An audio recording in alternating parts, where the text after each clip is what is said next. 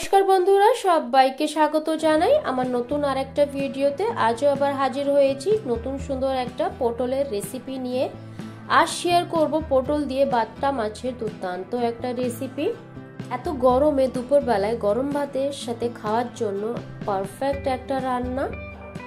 আশা করছি ভিডিওটা ভালো লাগবে। ভালো লাগলে একটা কমেন্ট আর লাইকের মাধ্যমে আমাকে অবশ্য জানিও। আমার চ্যানেলটাকে সাবস্ক্রাইব করে আমার পাশে থেকো। আর দেরি না করে তাহলে চলুন রান্নাটা দেখে নেওয়া যাক। ভিডিওটা স্কিপ না করে পুরোটা দেখার অনুরোধ রইল। আলু পটলের রান্নাটা করার জন্য আমি এখানে আলু আর পটল এরকম করে কেটে নিয়েছি। পটলগুলোর গায়ের খোসা ছাড়িয়ে গোল করে আমি পটল কেটে নিয়েছি। আর নিয়ে নিয়েছি এখানে বাটা মাছ। জানেন তো আমাদের এখানে মাছগুলো দোকান থেকেই কেটে দিয়ে দেয়, আমাকে অতটা খাটনি করতে হয় না। মাছগুলো এখানে ধুয়ে আমি পরিষ্কার করে নিয়েছি। এখন লবণ আর হলুদ সুন্দরভাবে মেখে নেব। বাটা মাছে সুন্দরভাবে এখানে আমি লবণ আর হলুদ মেখে নিয়েছি।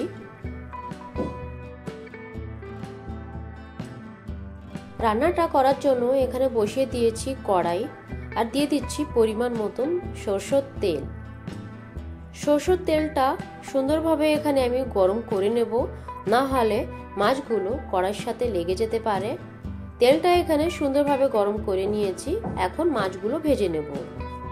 মাছগুলো দেওয়ার সাথে সাথেই নাড়াচাড়া করব না, 2-3 মিনিটের জন্য রেখে দেব। তারপরে মাছগুলো আমি উল্টিয়ে দেব। দেখুন একটু কড়াইয়ের গার সাথে লেগে যায়নি। মাছের এক সাইডটা ভাজা হয়ে গেছে, আরেক সাইডও আমি ভেজে নেব। মাছগুলি সুন্দরভাবে এখানে আমি ভেজে নিয়েছি উল্টে পাল্টে।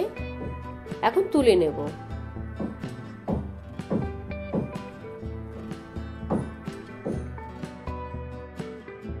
মাছ ভাজা তেলের ভেতরেই কেটে রাখা আলু আর পটল সামান্য পরিমাণে হলুদ দিয়ে ভেজে নেব মাত্র 2-3 মিনিটের জন্য।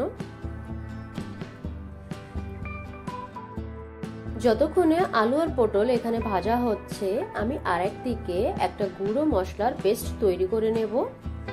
গুঁড়ো মশলায় এখানে আমি নিয়ে নিয়েছি জিরে পাউডার, ধনিয়া পাউডার, গুঁড়ো লঙ্কা, পরিমাণ মতন হলুদ, সামান্য পরিমাণে জল অ্যাড করে একটা মিক্সচার তৈরি করে নেব।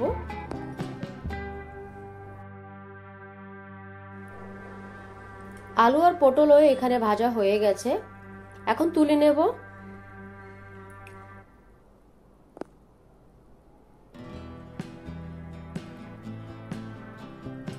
এখন ফোড়নে দিয়ে দিচ্ছি গোটা জিরে। জিরেটা যখন একটু ভাজা ভাজা হয়ে যাবে, অ্যাড করে দেবো কেটে রাখা টমেটো। তার সাথে দিয়ে দিচ্ছি স্বাদ মতন লবণ আর গুঁড়ো মশলার পেস্ট। গুঁড়ো মশলা অ্যাড করার সাথে সাথে সবকিছু এখানে সুন্দরভাবে মিক্স করে দিতে হবে। এখন দিয়ে দিচ্ছি বাটি ধুয়ে সামান্য পরিমাণে জল আর মশলাটাকে সুন্দরভাবে এখানে কুক করে নিতে হবে 4-5 মিনিটের মতন।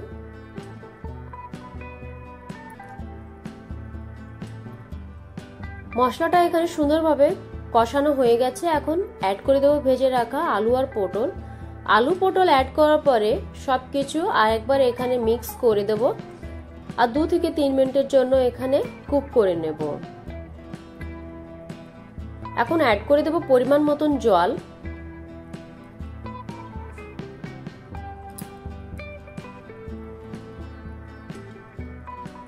কাঁচা চিরা লঙ্কা আর একবার সবকিছু এখানে মিক্স করে ঢাকা দিয়ে আলু আর পটল সেদ্ধ করে নেব। গরমের সময় এরকমই হালকা পাতলা মাছের ঝোল খেতেই ভালো লাগে। ডাইজেশনেও কোনো সমস্যা হয় না আর খেতেও অপূর্ব লাগে। ঢাকনাটা খুলে একবার দেখে নেব আলু আর পটল এখানে সেদ্ধ হয়েছে কিনা। সুন্দরভাবে এখানে আলু সেদ্ধ হয়ে গেছে। এখন অ্যাড করে দেবো ভেজে রাখা মাছ। মাছ দুটো অ্যাড করে ঝোলের সঙ্গে ভেজে রাখা মাছ সুন্দরভাবে মিশিয়ে দেব। মাছ অ্যাড করার পরে আরও আমি 5 মিনিটের জন্য ঝোলটাকে ফুটিয়ে নেব ঢাকা ছাড়াই। আপনারা যদি চান ঢাকা দিয়েও রান্না করে নিতে পারেন। মাছগুলো একটু ঝোলের ভেতরে আমি উল্টে দিচ্ছি। একদম রেডি হয়ে গেছে আলু পটল দিয়ে বাটা মাছের হালকা পাতলা ঝোল। গরমের জন্য একদম উপযুক্ত খাবার। আশা করছি এই ভিডিওটা ভালো লেগেছে। ভালো লাগলে একটা কমেন্ট আর লাইকের মাধ্যমে আমাকে অবশ্যই জানিও। চ্যানেলটাকে সাবস্ক্রাইব করে পাশে থেকো। দেখা হচ্ছে পরবর্তী অন্য কোনো ভিডিওতে। ততক্ষণের জন্য টাটা।